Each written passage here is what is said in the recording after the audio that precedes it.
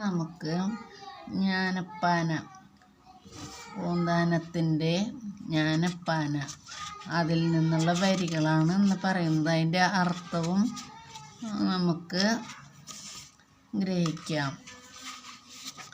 കൃഷ്ണ കൃഷ്ണ മുകുന്ദ ജനാർദ്ദന, കൃഷ്ണ ഗോവിന്ദ നാരായണ ഹരേ, അച്യുതാനന്ദ ഗോവിന്ദ മാധവ, സച്ചിദാനന്ദ നാരായണ ഹരേ.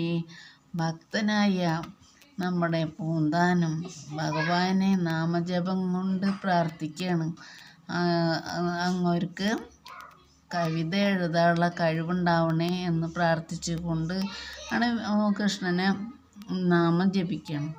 കൃഷ്ണ കൃഷ്ണ മുകുന്ദ ജനാർദ്ദന, കൃഷ്ണ ഗോവിന്ദ നാരായണ ഹരേ, അച്യുതാനന്ദ ഗോവിന്ദ മാധവ, സച്ചിദാനന്ദ നാരായണ ഹരേ. അതിനുശേഷം സ്വന്തം ഗുരുവായ ഗുരുവിനെ വന്ദിക്കണം അദ്ദേഹം. എന്താണെന്ന് വെച്ചാൽ ഗുരുവിൻ്റെ കയ്യിൽ നിന്ന് മാത്രം എല്ലാ അനുഗ്രഹം കിട്ടിയാലേ എല്ലാ കാര്യം നടക്കുള്ളൂ.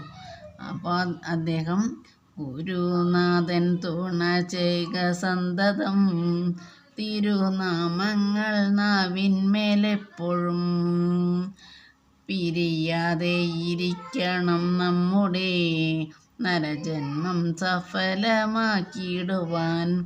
എൻ്റെ ഗുരുനാഥ, അദ്ദേഹം പറയാണ്, എൻ്റെ ഗുരുനാഥ എപ്പോഴും തുണയാകണേ.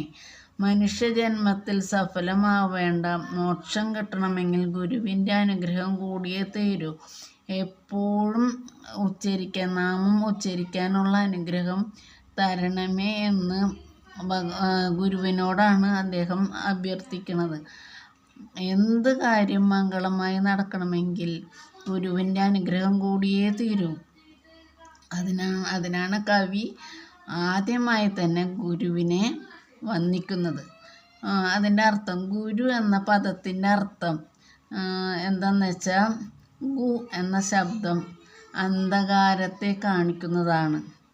രു എന്ന ശബ്ദം അതിൻ്റെ നിരോധനത്തെ കാണിക്കുന്നു. അപ്പോൾ നമ്മൾ അതായത് അജ്ഞാനമാകുന്ന അന്ധകാരത്തെ നിരോധിക്കുന്നവനാണ് ഗുരു. അജ്ഞാനമാകുന്ന അന്ധകാരത്തെ നിരോധിക്കുന്നതാണ്